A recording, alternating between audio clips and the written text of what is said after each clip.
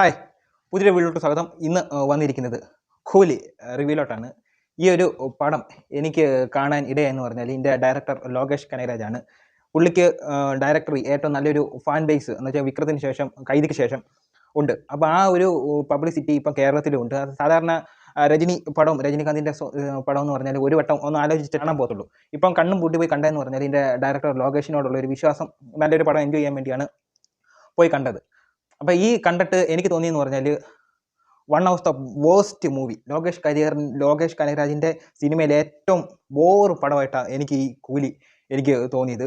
ഈ ലോകേഷിൻ്റെ കാര്യം അറിയാലോ, ലോകേഷിൻ്റെ സ്ഥിരം ഫോർമാറ്റിനകത്തും പുള്ളി ചെയ്തു വെച്ചിട്ടുണ്ട്. അതായത് ബിരിയാണി കഴിക്കുക, അത് കഴിഞ്ഞിട്ട് ഇടിവള ഉണ്ട്. പിന്നെ പുള്ളിയുടെ ഷർട്ട് എല്ലാ പടത്തിലും നോക്കിയാൽ മതി, ജീൻസിൻ്റെ ഒരു ഷർട്ട് പുള്ളി കാണിക്കും. ഇതിനകത്ത് അതൊക്കെ തന്നെ ലിയോയ്ക്കകത്തും ഇതൊക്കെ തന്നെയാണ് കാണിച്ചു വെച്ചേക്കുന്നത്. ലവ് ഫെയിലിയർ ആണെന്ന് തോന്നുന്നു പുള്ളിയുടെ ജീവിതത്തിൽ. അപ്പോൾ അതും ഇതിനകത്ത് പുള്ളിയുടെ സിനിമയിൽ എടുത്ത് കാണിക്കാറുണ്ട്. അപ്പോൾ ഇത് പുള്ളിയുടെ സ്ഥിരം സിനിമയിൽ കാണിച്ച് വന്നാലും അതിൻ്റെ റൈറ്റിങ്ങും അതിൻ്റെ മേക്കിങ്ങും നല്ല കിടലിനാക്കി നമുക്ക് എൻജോയ് ചെയ്തിട്ട് വരാം. ഈ ഒരു പടം കണ്ടിട്ട് ലിയോയുടെ ഫ്ലാഷ് ബാക്ക് എനിക്ക് അത്ര ഇഷ്ടമല്ലായിരുന്നു. അതായത് സെക്കൻഡ് ഹാഫിലെ ഫ്ലാഷ് ബാക്ക്. ഈ ഒരു പടം കണ്ടു കഴിഞ്ഞപ്പോൾ എനിക്ക് ലിയോ ഫുള്ള് ആ ഫ്ലാഷ് ബാക്ക് ഉൾപ്പെടെ ഫുള്ള് ഇഷ്ടപ്പെട്ടു. അത്രയ്ക്കും എനിക്ക് കൂലി എന്ന് പറഞ്ഞാൽ ഇപ്പം രജനീകാന്തിൻ്റെ ഫാൻസുകാർക്ക് ഇഷ്ടപ്പെടുന്ന കുറച്ച് അങ്ങും ഇങ്ങൊക്കെ വിട്ടിട്ട് കളഞ്ഞാലും ബാക്കി ഇതിനകത്ത് ഒന്നുമില്ല. ആകെ ഇതിനകത്ത് എടുത്ത് പറയേണ്ട ഇതെന്ന് പറഞ്ഞാൽ സൗബിൻ്റെ ക്യാരക്ടർ. സൗബിൻ അങ്ങേയറ്റം മാക്സിമം നന്നാക്കാൻ ശ്രമിച്ചിട്ടുണ്ട്. പിന്നെ ഇതിൻ്റെ വില്ലനായിട്ട് വന്ന ക്യാരക്ടറാണ്. എല്ലാവരും നല്ല കലക്കുമെന്ന് വിചാരിച്ചിരുന്നതാണ് ഇതിനകത്ത് നാഗാർജുനൻ്റെ ക്യാരക്ടർ. ഒരു മൊണ്ണ വില്ല. ട്രെയിലറായി കണ്ടുകാണല്ലോ, അതുകൊണ്ട് സസ്പെൻസ് ഒന്നും വെളിവിടുന്നില്ല.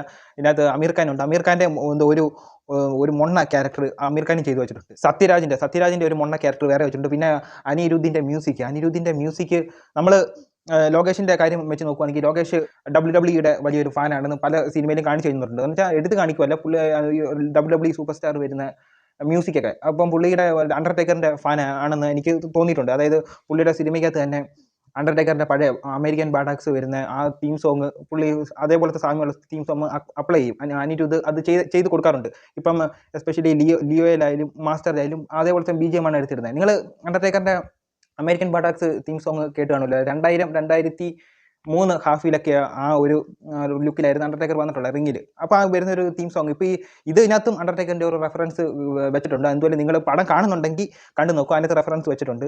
അപ്പം ഇത് തന്നെ ഇതേപോലത്തെ സാമ്യമുള്ള മ്യൂസിക് WWEക്ക് സാമ്യമുള്ള മ്യൂസിക് അപ്പോൾ ഇതിനകത്തും ചെയ്ത് വെച്ചേക്കുന്നത്. പക്ഷേ നമ്മൾ ലിയോയ്ക്കകത്തും വിക്രത്തിനകത്തും കൈദിക്കകത്തും കൊടുത്തേക്കുന്ന ഒരു BGM ഇതിനകത്ത് അനിരുദ്ധ് കൊടുത്തിട്ടില്ല. രജനീകാന്തിൻ്റെ DNG ഒക്കെ കാണിക്കുന്നുണ്ട്. അപ്പം പഴയ ലുക്കിലൊക്കെ കാണിക്കുന്നത് അത് അത്യാവശ്യം നല്ല രീതിയിൽ വന്നിട്ടുണ്ടെന്നാണ് എനിക്ക് തോന്നിയിട്ടുള്ളത്. അല്ലാതെ ഇതൊക്കെ ഒന്ന് മാറ്റി നിർത്തി കഴിഞ്ഞാൽ പിന്നെ ശ്രുതിക് ഹാസൻ അത്യാവശ്യം ബോറാക്കുമെന്ന് വിചാരിച്ചിരുന്നത്. ശ്രുതിക് ഹാസൻ അത്യാവശ്യം നല്ല രീതിയിൽ ചെയ്തിട്ടുണ്ട്. പിന്നെ സത്യരാജൊക്കെ ചുമ്മാ പറയാൻ വേണ്ടി എടുത്തിട്ട് എന്തിനാണ് ഇതിനകത്ത് ഇത്ര ക്യാരക്ടേഴ്സിനെ എടുത്തിട്ടിട്ട് ചുമ്മാതെ കൊണ്ടുവന്ന് എടുത്തിട്ടേക്കുന്നതെന്ന് എനിക്ക് പല സീനിലും തോന്നിപ്പോയി. ചുമ്മാതെ വെറുതെ ഒരു പടം. എന്നിട്ട് ഇതുപോലെ പിന്നെ ഇതിനകത്ത് നമുക്ക് പഴയ കൗരവറൊക്കെ ഉണ്ടല്ലോ, മറ്റേ മമ്മൂക്കയായിട്ട് അതിൻ്റെ ഒരു സാമ്യം ഉണ്ടെന്ന് തോന്നുന്നു. എനിക്ക് തോന്നുന്നു കൗരവറിൻ്റെ രണ്ടാം ഭാഗമായിട്ട് വേണമെങ്കിൽ ഇത് ഇറക്കാൻ തോന്നുന്നു. അതേപോലെ സാമ്യപ്പെടുത്തി ഇറക്കിയിട്ടുണ്ട്. പിന്നെ കുറച്ച് ജയിലർ, കുറച്ച് വിക്രം, ഇതെല്ലാം കൂടെ കൂട്ടി യോജിച്ച് അവിയലാക്കി കൊണ്ടുവന്നു കഴിഞ്ഞാൽ കൂലി എന്ന് പറയുന്ന ഒരു പ്രോഡക്റ്റ് കിട്ടും. ഇതാണ് കൂലി.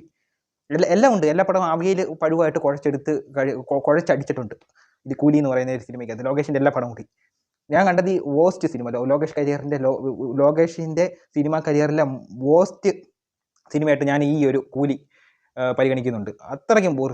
ആക്ഷൻ സീക്വൻസ് എൻ്റെ ഇപ്പോഴും എൻ്റെ ഫേവറേറ്റ് ആക്ഷൻ സീൻ ലോകേഷിൻ്റെ എടുത്ത് നോക്കിക്കഴിഞ്ഞാൽ ലിയോയുടെ ആ മാർക്കറ്റ് ഫൈറ്റാണ്. ഇപ്പോഴും ഞാൻ ആ വെറുതെ ഇരിക്കുമ്പോഴും ആ ലോകേഷിൻ്റെ മാർക്കറ്റ് ഫൈറ്റ് ലിയോയുടെ എടുത്ത് കണ്ടുപോക്കും.